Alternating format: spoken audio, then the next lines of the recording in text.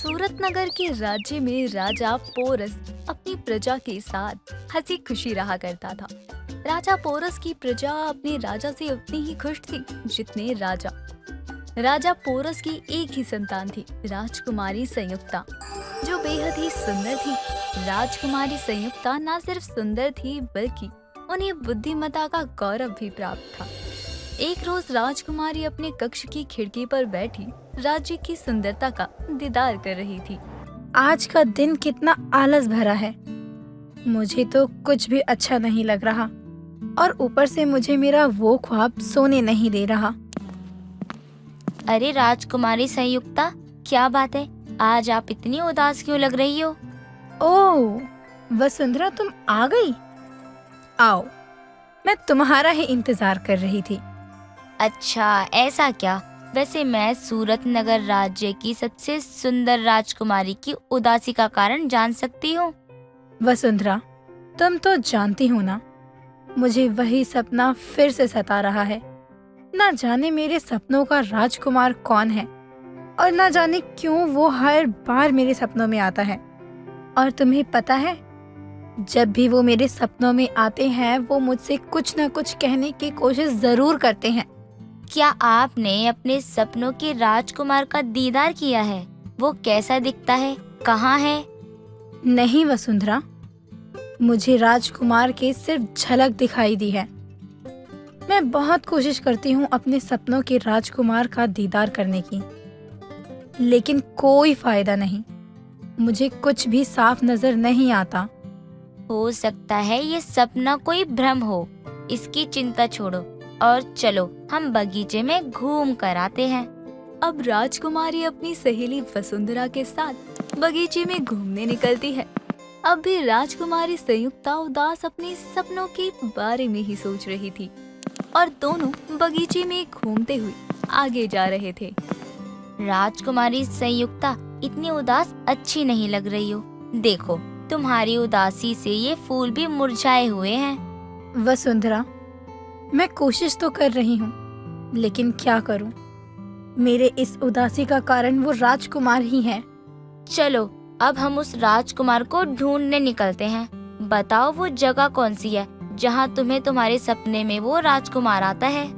मुझे ढंग से वो दृश्य भी याद नहीं है, लेकिन हमें जंगल की तरफ चलना चाहिए। क्या पता हमें वहाँ जाकर कुछ याद आ जाए। राजकुमारी संयुक्ता अपनी सहेली वसुंधरा के साथ जंगल की तरफ बढ़ती है। तभी राजकुमारी अचानक ही चिल्ला उठती है, यही है वो जगह जो अक्सर मुझे मेरे सपनों में दिखाई देती है। मेरे सपनों के राजकुमार यही मिलते हैं मुझे। वसुंधरा, यही वो जगह है। ये आवाज सुनी राजकुमारी आपने?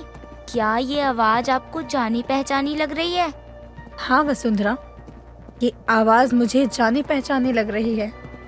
हाँ, ये मेरे सपनों के राजकुमार की ही तो आवाज है।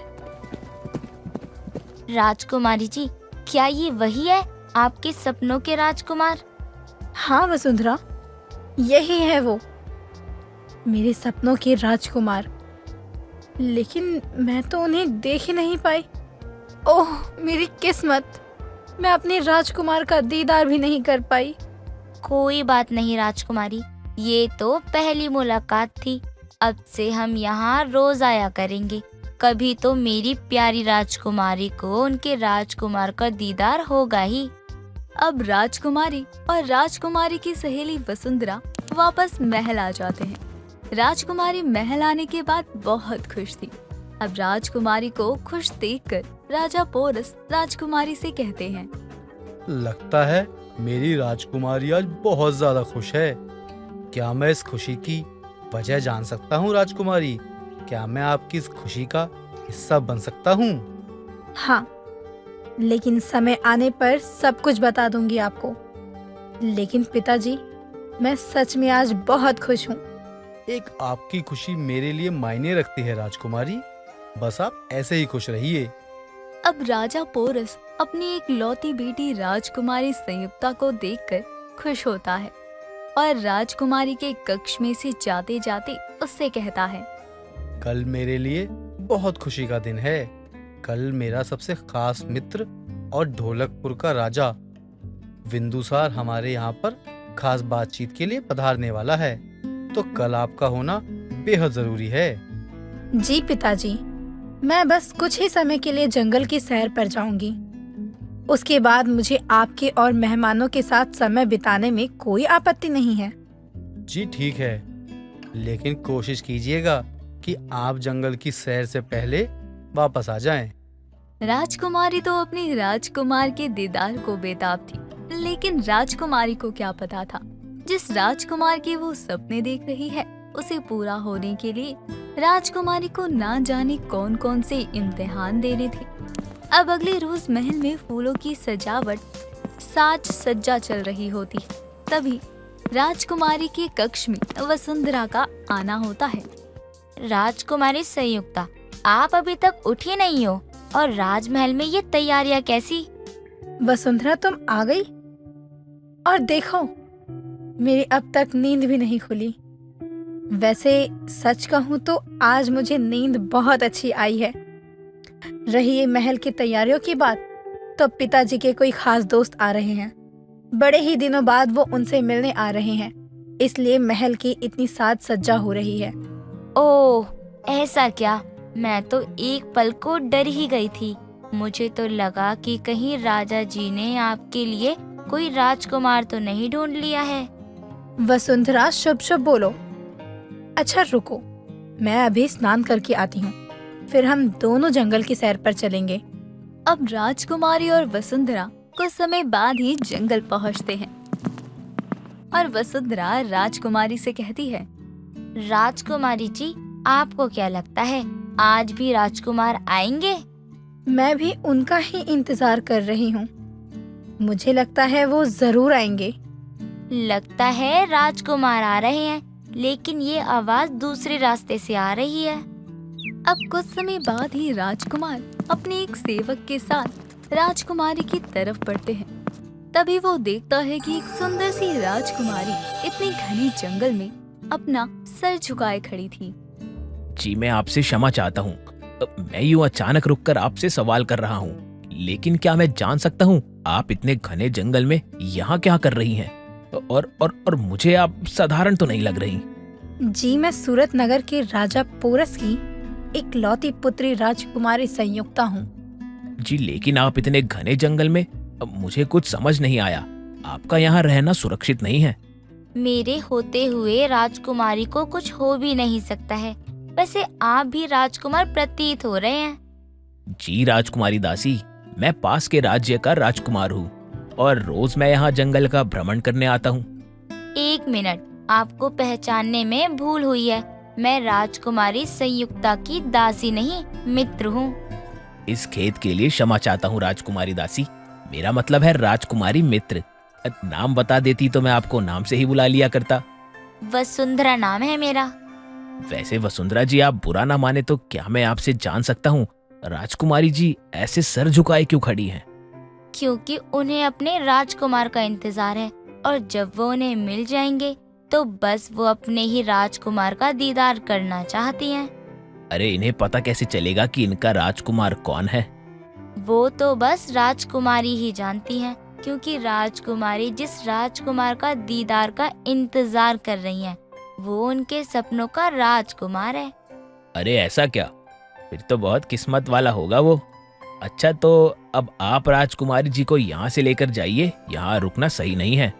राजकुमार को राजकुमारी का सर झुकाकर बातें करना और उसकी तरफ ना देखना भा जाता है। और राजकुमार के जाने के बाद राजकुमारी से वसुंधरा कहती है, राजकुमारी, राजकुमार के आने पर आपने उनकी तरफ देखा क्यों नहीं? वो तो चले गए। मुझे आपकी पसंद पर नाज है। नहीं वसुंधरा, ये वो राजकुमार नहीं था जो मेरे सपनों में आता था, क्योंकि राजकुमार के पास होने पर मुझे वो एहसास ही नहीं हुआ जो मैंने उस दिन महसूस किया था। हर बार जरूरी नहीं कि राजकुमारी जी आप कुछ महसूस करे।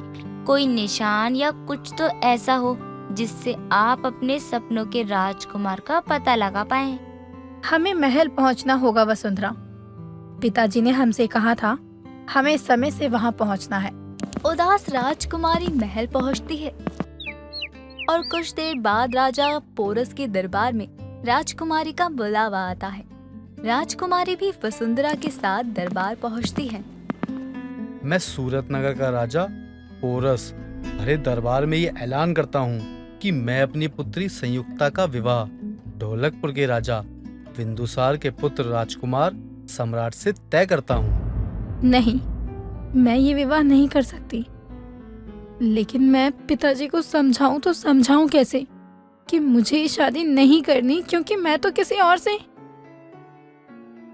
तो क्या राजकुमारी जी आपको ये रिश्ता मंजूर है? हाँ, मुझे ये रिश्ता मंजूर है। तो अब तो आप मेरा जी भर कर दीदार कर सकती हैं। ये तो वही राजकुमार है। राजकुमारी भी ना अपने राजकुमार को पहचान नहीं पाई। खैर, अब राजकुमारी संयुक्ता अपने राजकुमार का दीदार कर सकती है। अब राजकुमारी को तो उसका राजकुमार मिल गया था, जिसका वो जी भर कर दीदार करती है, जिसका वो ना जाने कब से इंतजार कर रही थी, और दोनों बहुत खुश होते हैं।